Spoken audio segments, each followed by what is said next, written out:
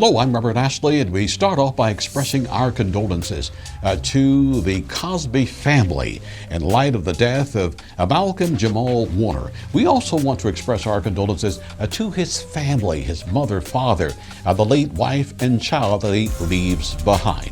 I'm Robert Ashley, and we thank you once again for being with us right here on GFM Soul NYC-FM and Real Life TV Now. What we do here is news and commentary. Well, once again, we all grew up with the Cosby family. As a matter of fact, out of all of the sitcoms that we had, such as Good Times and Room 222 and all that kind of thing, it was something distinguishable about the Cosby family. They presented an upscale, bourgeoisie, black family, boule, Lynx-oriented type of a family for the nation to see, which was an upgrade from Good Times. No diss to those who were with Good Times, but it was the first time national television saluted the African-American family, a husband and a wife inside the home, children, just like Theodore Huxtable. And the fact that he tragically drowned, according to the Costa Rican police, this was a tragic accident. Or was it a tragic accident? In light of what we have seen, some of the testimony that we've seen in the Diddy trial and all that kind of thing, just Hollywood period, people having to sell their souls to the devil in order to get some degree of success, we just hope and pray that there was not some sneaky hand of the devil or the satanic forces that claimed the life of Malcolm-Jamal Warner at the age of 54. We hope and pray that this was just a basic accident. But then again, there are so many things that are going on with regards to Hollywood. When you look at Bill Cosby, at one time he wanted to buy the Los Angeles Dodgers, I do believe, and also NBC television. He was at the height of his game. He had the money that he could do that kind of thing. But the next thing we know, his son Ennis wind up dying, being shot and killed while trying to fix a flat tire by some person from either Russia, Czechoslovakia, or Ukraine, or somewhere like that. Or was that a hit to send a message to Bill Cosby that, look, Bill, we'll allow you to have some degree of success, but just not the ultimate success of being able to own a network and change the narrative, if you will. Now, Theodore Huxtable, better known in his natural life as Malcolm-Jamal Warner, was a powerful young man. We never heard any kind of scandals. He kept everything clean. He was a positive person. He was a married man. He set a standard for this new generation of young black men, women, be you Latino or Asian or whatever you are. He set a standard for the whole world to basically admire a young professional, an actor out of Hollywood. You didn't hear about any drug controversies, any late night arrests at clubs and all that kind of thing.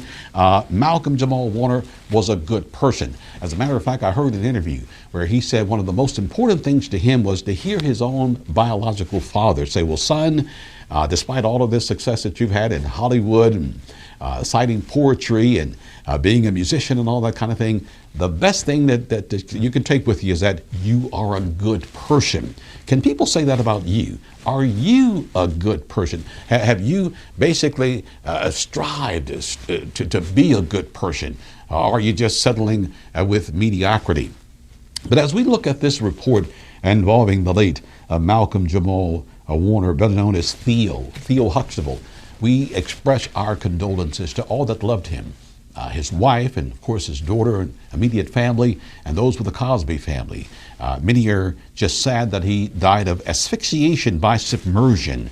And of course, they're saying he got caught up in the riptides while swimming there in Costa Rica. Now, that's what the official story is. But of course, you know, there's a lot of talk on social media about the Illuminati. Was this another sacrifice?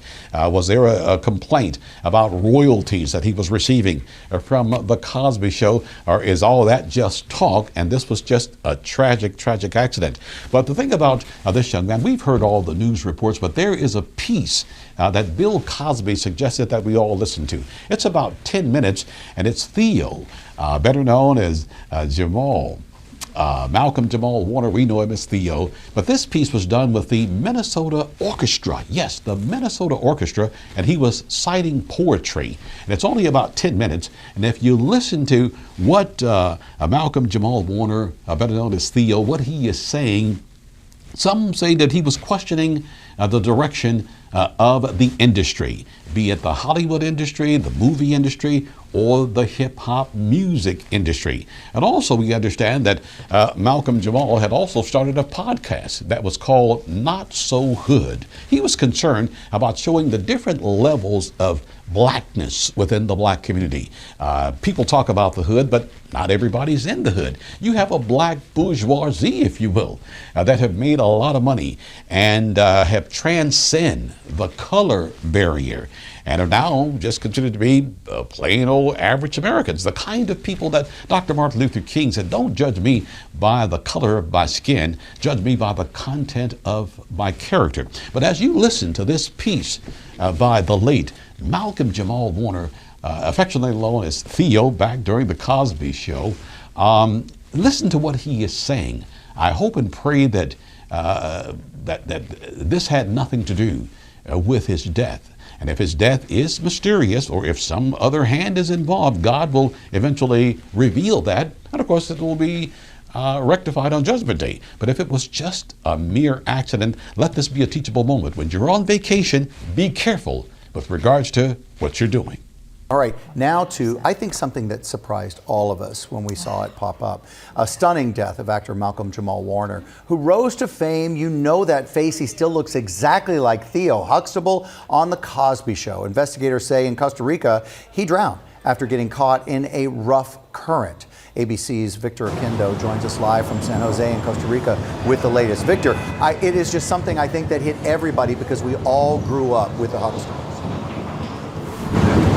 Right, you either watched them grow up or you grew up with them. So overnight, here's the latest that we heard from Costa Rica's Red Cross. They're the ones that responded to the beach where this happened. When they arrived, they said that two bystanders pulled two men, sorry about that, it's a little loud here in San Jose, pulled two men from the water. One of them was in critical condition. The other was Malcolm-Jamal Warner. Tragically, the beloved actor died at the scene. Yes, this is Theodore Huxtable. This morning, fans around the country mourning the tragic loss of the Cosby Show star Malcolm-Jamal Warner. You will always be my son. Thanks, Dad. The 54-year-old actor was reportedly on vacation when authorities say he accidentally drowned in the Caribbean Sea at this beach in Limon, Costa Rica, Sunday afternoon. A first responder from the Red Cross saying Warner and another man were swept away by a strong current, which is common in that area. Bystanders tried to rescue Warner, but by the time authorities arrived at the scene, he had no pulse. The other man transported in critical condition. The official cause of death, asphyxiation by submersion. For 8 seasons, Warner played the endearing, humorous Theo Huxtable on The Cosby Show. The sitcom becoming a cultural phenomenon. This morning, tributes pouring in. Tracy Ellis Ross, who played Warner's on-screen wife, writing, "You were my first TV husband. My heart is so sad. You made the world a brighter place." The actor leaving behind a wife and daughter, posting this video a few months before he passed away, a flower given to him by his daughter tucked behind his ear. Just wanted to remind you, as I remind myself, that no matter what's going on, there's always a reason to smile. Warner has been transported to a facility just outside of where we are in San Jose. There will be an autopsy, but for now, this is being considered an accidental drowning. Charlene, Sam, Pedro. Yes, boy, I'll tell you, that was quite a piece of poetry by Malcolm-Jamal Warner. What was he really saying there? He was questioning the standards by which we live in the movie industry, in the music industry. He was questioning those particular standards. He was questioning also the direction from which we are going. And in light of what we found out regarding Sean Combs and how the so-called entertainment world works, and of course what Malcolm saw and experienced regarding Bill Cosby, because as Bill was going through all his stuff, you never know about the conversations that Bill and Malcolm actually had. But as we watched that powerful, powerful speech that you just heard there from Malcolm-Jamal Warner. Let's see what we can glean from that. Go back and listen to it 2 or 3 times there to see if there's anything that you can glean from it that'll help you be a much, much better person. And maybe in the end, you'll hear the Lord say, you've been a good person. Good and well done, my faithful servant.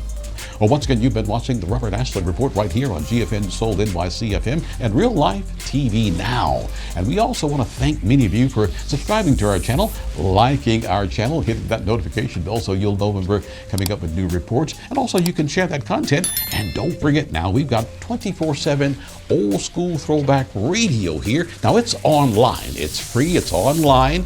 And this is perhaps going to be the new radio of the future, GFN Soul NYC FM. And of course, we have our podcast here called Real Life TV Now. Well, on behalf of GFN Soul NYC FM and Real Life TV Now, I'm Robert Ashley.